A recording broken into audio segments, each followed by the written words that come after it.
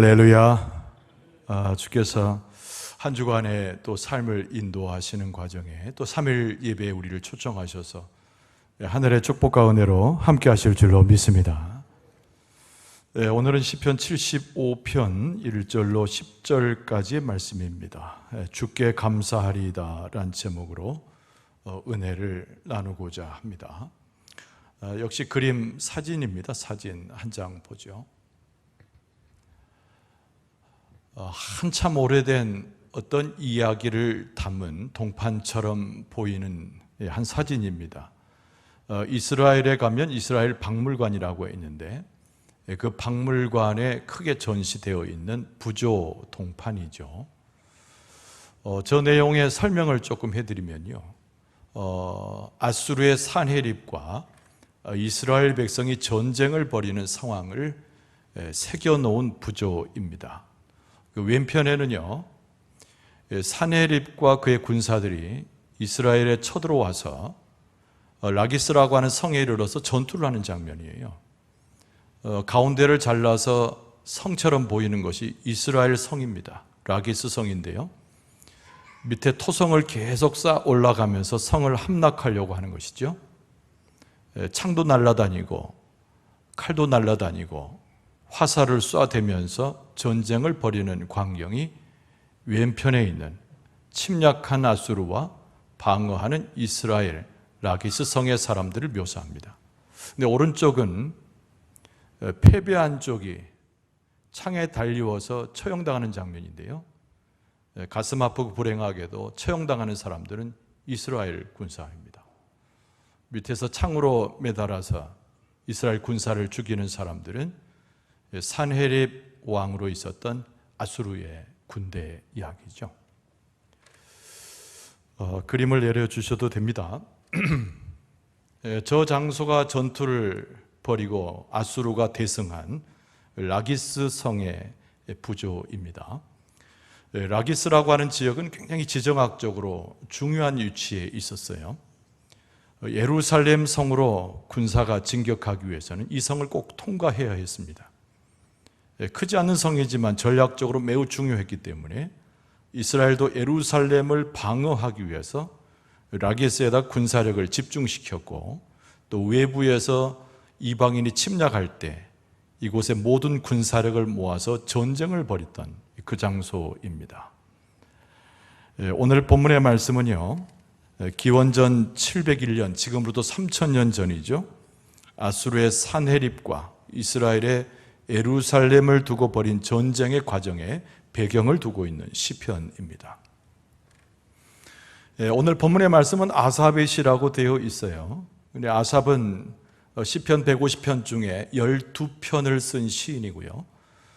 지난번에도 소개했습니다마는 악장이고 성가대장입니다. 그러면서 영성이 깊은 사람입니다. 하나님 앞에 늘 경건함으로 서고자 했던 인물이죠. 근데 오늘 본문 시편 75편은 제목이 하나 붙어 있는데 알다스헷이라고 하는 이름 모를 제목이 하나 붙어 있어요. 이 알다스헷이란 말이 무슨 말인가? 원래는 알토스헷에서 온 우리 구격성서의 번역 표현인데 원래 뜻은 그런 겁니다. 멸망하지 않는다, 이런 표현이에요. 멸망하지 않는다. 근데 이거 시로 기도로 바뀌어졌기 때문에 멸망하지 않게 하소서, 이런 기도죠. 적들에게 우리가 패하지 않게 하소서, 이게 바로 이스라엘의 심정과 기도를 담은 시의 제목으로 자리하고 있습니다. 아까 말한 대로 이 시편의 배경은 산헤립, 그러니까 아수르의 왕이 이스라엘을 침공하는 것이 오늘 본문의 말씀의 배경이죠. 이스라엘은 약소 국가입니다. 군사력도 변변치 않아요. 그러니까 하나님 앞에 나아가서 기도할 수밖에 없습니다.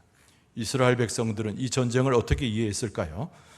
그러니까 하나님을 모르는 아수르의 군사가 대군으로 몰려오지만 하나님은 우리의 주인이시고 진정한 왕이시기 때문에 우리를 보호하소서, 이렇게 하나님 앞에 가서 기도하는 것입니다. 이 아삽이 그 기도문을 모아서 오늘 시로 기록하고 있는 것입니다. 오늘 본문의 말씀 속에서 믿음의 삶을 살아가는 우리들이 고난을 경험할 때 정말 어떻게 저항할 수 없는, 마치 사네립의 군사에 의해서 눌려져 있는 이스라엘 백성의 모습처럼 우리의 삶이 그렇게 전전긍긍하고 힘들어할 때 우리는 어떻게 하나님 앞에 설 것인가, 영적인 교훈을 주는 매우 중요한 시입니다. 아삽은 하나님을 찬송하기도 하고요, 절절한 마음 가지고 기도하기도 합니다. 그러면서 매우 중요한 것은 하나님의 주권을 인정한다는 것이 오늘 본문의 말씀의 핵심적인 내용이에요. 하나님의 주권. 그래서 오늘 본문의 말씀을 보는 방식은 두 가지입니다. 첫 번째는 뭐냐면 심판의 주권이 하나님께 있습니다라고 하는 아삽의 제일 먼저의 고백을 우리는 만나는 거예요. 여러분 한번 따라서 합시다. 심판의 주권이 우리 하나님께 있습니다. 아까 제가 여러 번 설명을 했습니다만 시편 75편은 아수르의 산헤립이 예루살렘을 침공하는 배경이에요. 라기스의 전투에서 이긴 다음에 라기스를 통과해가지고 예루살렘에 진격하는 그 장면입니다. 여러분 오늘 보니까 시커먼 군사가 몰려오는데 예루살렘 성 밖에 그 누구도 쉽게 알아볼 아수르의 대군이 밀려옵니다. 그리고 먼 발치에 장막을 쳐요. 여러분 그때 기록에 보니까 20만 가까운 아수르의 군대가 그 작은 나라인 이스라엘, 그것도 조그만 성인 예루살렘 성을 포위했다는 거죠. 수천 개의 천막이 칩니다. 그리고 그들 진영 가운데는 깃발이 나부끼는데요, 그 깃발은 다름이 아닌 아수르의 깃발입니다. 깃발 역시 수천 개예요. 여러분 이스라엘 백성이 겁을 집어먹었습니다. 성에 숨어서 틈새기로 그 군사를 바라보고 있을 뿐입니다. 그것이 오늘 본문의 말씀에 겁먹고 그리고 고통당하고 마음 졸이는 이스라엘 백성의 모습이에요. 해가 넘어갔습니다. 밤이 지새웠어요. 그런데 아침이 되었습니다. 이스라엘 사람들이 또 성문 곁에 가서 문구멍으로 바깥을 살피기 시작합니다. 그런데 멀리 보니까 천막도 굉장히 그대로 있고 그 아수르의 깃발도 여전히 수천 개의 깃발이 동서남북으로 막 펄럭이는 것이 보입니다. 그런데 한 가지 이상한 점이 있어요. 너무 조용한 거예요. 군사들의 소리가 들리지 않습니다. 그리고 멀리 짐승의 소리가 들리는데 독수리의 소리예요. 수천 마리의 독수리가 아수르가 진을 쳤던 진영 위를 날아다니고 있었다는 거죠. 도대체 어떻게 된 겁니까? 간밤에 아수르의 그 20만에 가까운 군사가 몰살을 당하는 일이 벌어지게 되었습니다. 이때 아삽이 이스라엘 백성들과 함께 하나님을 찬송하며 목소리를 내어서 기도의 시로 하나님을 찬송하기 시작합니다. 그래서 오늘 본문의 말씀 1절, 특별히 하반절에 보면은 주의 이름이 가까움이라 사람들이 주의 기이한 일들을 전파하나이다, 이렇게 말하는 거예요. 이 1절에 가장 중요한 부분이 뭐예요? 주의 이름이 가까움이라. 이 시를 쓸 때 숨죽이면서 어떻게 됐을까 궁금해하고 마음에 의문이 일면서 그들의 일성으로 고백하는 것은 주의 이름이 우리 가운데 가까움이라 라는 거예요. 그러니까 놀랍습니다. 굉장히 감동하는 가운데 이스라엘 백성이 이 광경을 제대로 알지 못하지만은 뭔가 모든 것이 전멸되어 있는 아수르의 진영을 보면서 놀라움과 함께 이 시를 쓰고 있는 거죠. 그들의 마음 가운데 다가오는 하나의 명제가 있습니다. 하나님은 우리에게 주권자가 되신다라고 하는 명제고 선언이죠. 그래서 오늘 본문의 말씀 2절과 3절에 보면은 주의 말씀이 내가 정한 기약이 이르면 내가 바르게 심판하리니, 3절에 땅의 기둥은 내가 세웠거니와 땅과 그 모든 주민이 소멸되리라 하시도다. 할렐루야, 할렐루야. 자, 오늘 본문의 말씀을 다시 거슬러 올라갑니다. 산헤립이 대단한 인물이에요. 그 당시에 있어서 아수르는 지금의 미국보다 더 강력한 제국입니다. 18만 5천 명이 넘는 군사를 이끌고 예루살렘에 침공했어요. 자, 거슬러 올라갑니다. 거슬러 올라가요. 남유다의 왕은 그 당시에 히스기야 왕입니다. 이미 북이스라엘은 산헤립에 의해서 도륙을 당하고 멸망했어요. 북이스라엘을 지나서 라기스를 지나서 예루살렘으로 들어오는 이 아수르의 이 전력이라고 하는 것은 감히 상상할 수 없는 엄청난 강고할 만한 모습입니다. 히스기야는 어떤 생각을 했을까요? 그들과 맞서 싸우기 전에 하나님 앞에 가서 기도해야 되겠다 결정을 합니다. 역시 하나님께서 귀하게 여기시고 영적으로 주님 앞에 서 있는 히스기야의 올바른 모습이죠. 신하를 이끌고 어디로 들어갑니까? 성전으로 들어갑니다. 그리고 일군의 신복을 불러요. 그리고 그들에게 명하지요. 너희들은 이사야 선지자를 만나러 가라.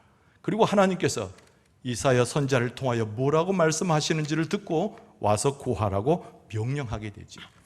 여러분, 이사야서 37장에 보면은 이 적은 무리가 이사야 선지자를 찾아갔을 때 이사야가 받았던 하나님의 이상, 그 하나님의 말씀이 거기에 적혀져 있습니다. 여러분, 이사야 37장 30절은 이렇게 시작합니다. 왕이여, 히스기야 왕을 향해서 이렇게 이사야 선지자가 하나님의 말씀을 담아서 전하는 거예요.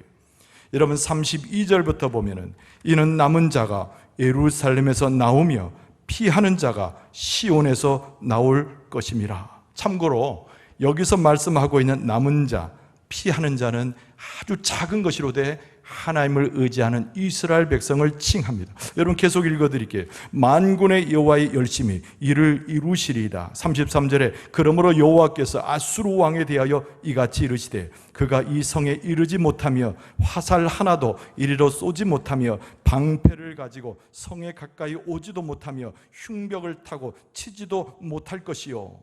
34절에 그가 오던 길로 곧 그 길로 돌아가고 이 성에 이르지 못하리라. 나 여호와의 말이니라. 내가 나를 위하여 내 종 다윗을 위하여 이 성을 보호하며 구원하리라 하셨나이다 하니라. 할렐루야. 이 말씀이 떨어진과 동시에 하나님께서 천사를 보내요. 아수르의 진영에 천사를 보내요. 그리고 밤에 아수르 군사 18만 5천 명을 천사의 힘으로 무찌르는데 이스라엘 군사의 어떤 힘도, 이스라엘 군사의 어떤 지혜와 계략도 필요 없이 하나님께서 그 전쟁을 감당하시는 거죠. 그래서 산헤립만 남고 산헤립이 쫓겨서 자기 고국으로 돌아갑니다.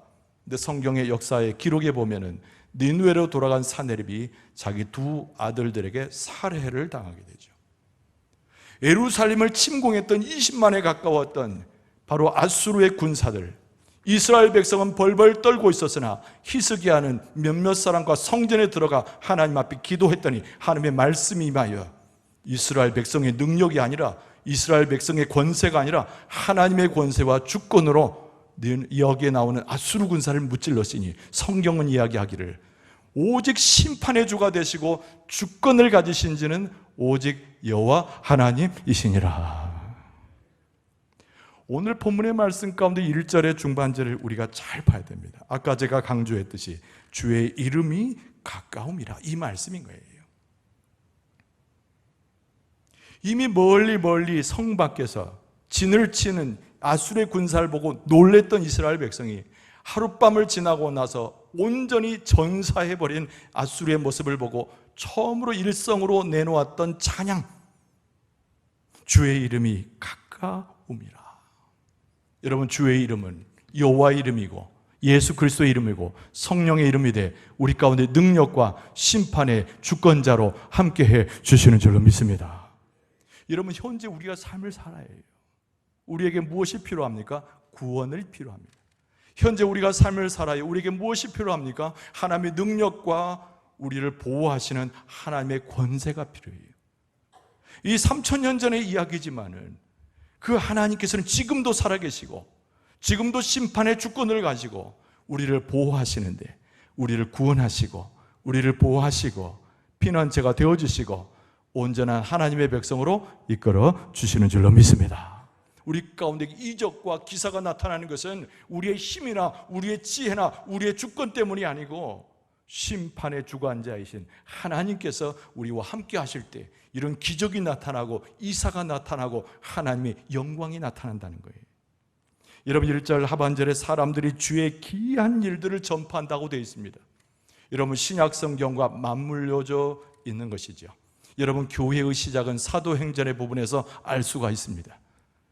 여러분, 하나님께서 그리스도를 통하여 우리 가운데 보내신 분이 있죠. 성령이 우리 가운데 오셨습니다. 믿습니까? 근데 성령이 하시는 일 중에 제일 중요한 게 뭐냐면 하나님의 권세를 보여주시는 거예요. 예수 그리스도는 구원자이심을 우리에게 말씀하는 거예요.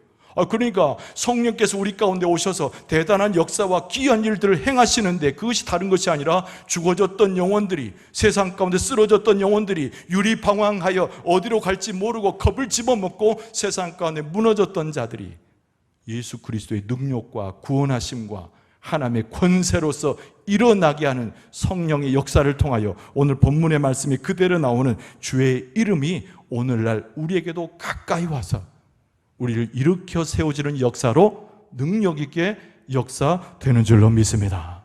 성령이 하시는 일이라고 하는 것은 교회를 세우는 것이고 성도를 세우는 것이고, 낭만 가운데 좌절 가운데 세상에 무너져 있더라도 우리의 힘이 아니라, 우리의 지혜가 아니라 하나님의 권세와 지혜로 우리를 이끌어내시는 그 놀라운 능력을 성령께서 행하신다는 거예요. 여러분, 이 밤에 우리가 무엇에 붙들려야 됩니까? 예수께서 보내신 성령의 붙들림 받고 주의 이름이 우리 가운데 가까이 오심에 우리로 하여금 심판의 권세자인 하나님을 보여주어 구원을 받는 하나님의 역사를 체험해야 될 줄로 믿습니다. 근데 오늘 본문의 말씀에 매우 중요한 부분은 뭐냐면 심판의 주관자인 하나님일 뿐만 아니라 우리의 모든 삶을 다스리는 주권도 하나님께 있다는 거예요. 여러분, 믿습니까? 믿습니까? 아멘 하시기 바랍니다. 믿습니까? 그러니까 다시 한번 따라서 합시다. 다스리는 주권은 오직 우리 하나님께 있습니다. 그 사람의 하나님 그러지 말고 우리 하나님, 나의 하나님께 있는 거예요. 다스리는 권세라고 했습니다. 다스리는 권세. 오늘 본문의 말씀 8절에 보면은 여호와의 손에 잔이 있어 술 거품이 일어나는도다. 속에 섞은 것이 가득한 그 잔을 하나님이 쏟아내시리니, 이런 표현이 8절에 나옵니다. 이 말씀의 의미는 조금 이따 자세히 설명해 드릴게요. 여러분, 우리는 세상을 보면서 우리의 마음 가운데 착각하는 것들이 많이 있는데, 사람들이 흔히 착각하는 것에 우리도 동요되기 쉽습니다. 사람들은 무엇을 착각하냐면 자기의 능력, 자기가 가지고 있는 조건, 지혜로 자기가 높아질 수 있다고 하는 착각에 들어가요. 그래서 이걸 뭐라고 말하면 자고하는, 하나님으로부터 벗어난 백성의 특징임을 이야기해 줍니다. 그러나 성경은 우리에게 분명하게 말씀하고 있기를 우리의 인생의 높음과 낮음을 결정하셔서 우리를 다스리시는 분은 오직 여호와 하나님이심을 성경은 증언하고 있어요. 여러분, 믿습니까? 여러분, 우리가 세상을 보면 착각을 일으킵니다.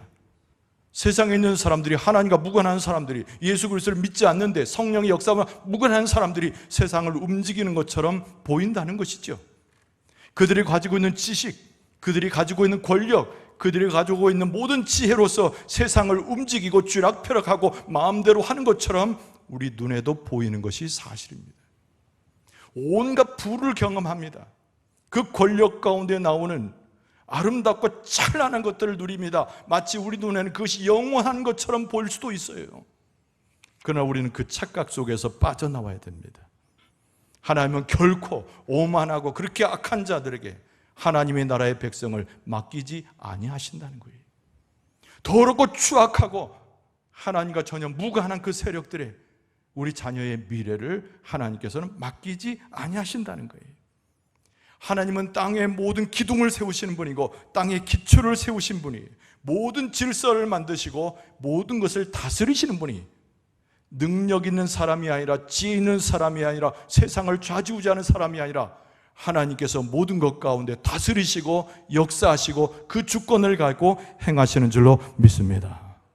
오늘 본문의 말씀을 보세요. 5절 말씀에 보니까 너희 뿔을 높이 들지 말며 교만한 목으로 말하지 말지어다. 물은 높이는 일이 동쪽에서나 서쪽에서 말미암지 아니하며 남쪽에서도 말미암지 아니하고 오직 재판장이신 하나님이 이를 낮추시고 저를 높이시느니라.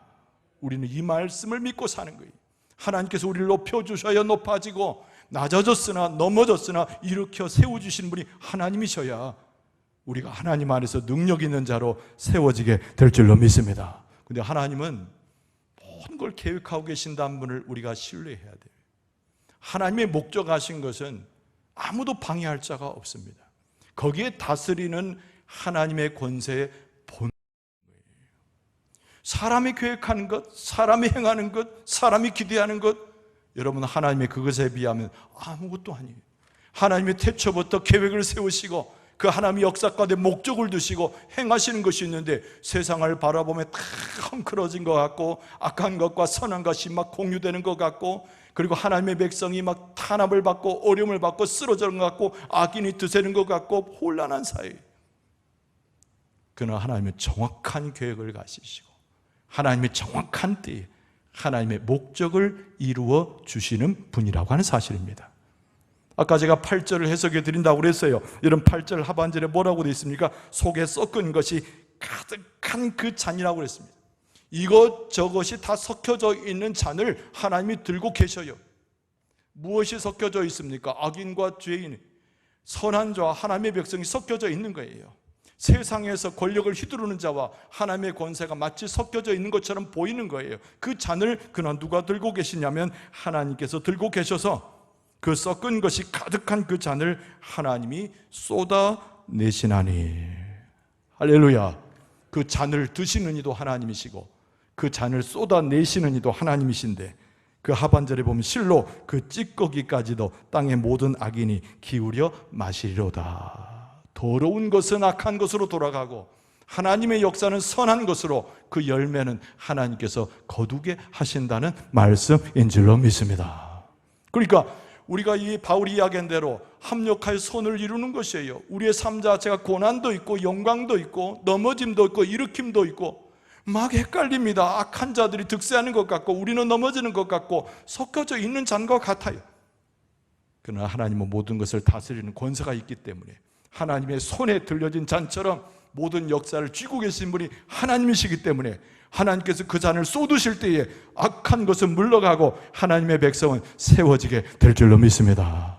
그 역사를 이스라엘 백성이 보는 거죠. 심판의 주권만이 아니라 다스리시는 주권이 하나님께 있음을 이 전쟁에서 보는 것이죠. 그래서 이스라엘 백성이 깨닫습니다. 아삽도 깨닫습니다. 찬송을 드릴 이유를 찾습니다. 기도하며 주께서 살아계시고 역사하시는 것을 깨닫게 됩니다. 그래서 오늘 본문의 말씀은 무엇으로 이어집니까? 하나님을 찬송하는 것으로 이스라엘 백성이 전체가 일어나는 거예요. 하나님께서 높여주심을 소망하고 하나님께서 영원히 당신의 백성을 붙듦을 깨닫고 하나님을 찬송하는 것으로 전체가 일어나는 겁니다. 오늘 본문의 말씀 1절은 뭐라고 시작했어요? 하나님의 우리가 주께 감사하고 감사함은.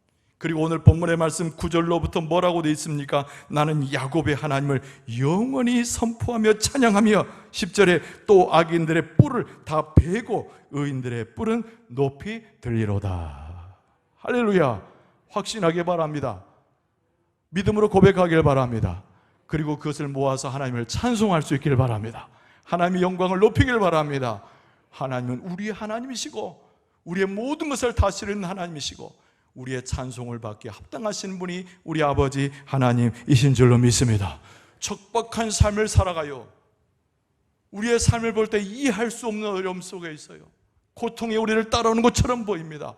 그러나 우리는 분명히 그 가운데 하나님의 역사를 똑똑히 보는 하나님의 지혜를 가진 백성이 되어야 돼요. 심판의 주권은 하나님에게 있고 모든 것을 다스리시는 그 주권도 하나님에게 있으니 우리가 찬송하며 주를 따라갈 때 승리를 거둘 수 있음을 확신할 수 있기를 바랍니다. 하나님의 역사를 찬송할 수 있기를 바랍니다. 하나님의 역사를 높일 수 있기를 바랍니다. 하나님을 영원히 송축할 수 있기를 바랍니다. 하나님께서 여러분을 보호하시고 인도하시는데 하나님의 축복이 여러분의 가정에 충만할 수 있기를 바랍니다. 여러분의 삶을 일으켜 세워주실 줄로 믿습니다. 병에서 노임을 받고 약한 데서 강하여지고 하나님의 권세와 지혜를 맛보게 될 줄로 믿습니다. 하나님을 찬송하면서 하나님의 역사를 경험하고 하나님 앞에 나아가 주의 이름을 높여 하나님의 영광에 참여할 수 있는 여러분과 저의 모습 되어줄 수 있기를 주의 이름으로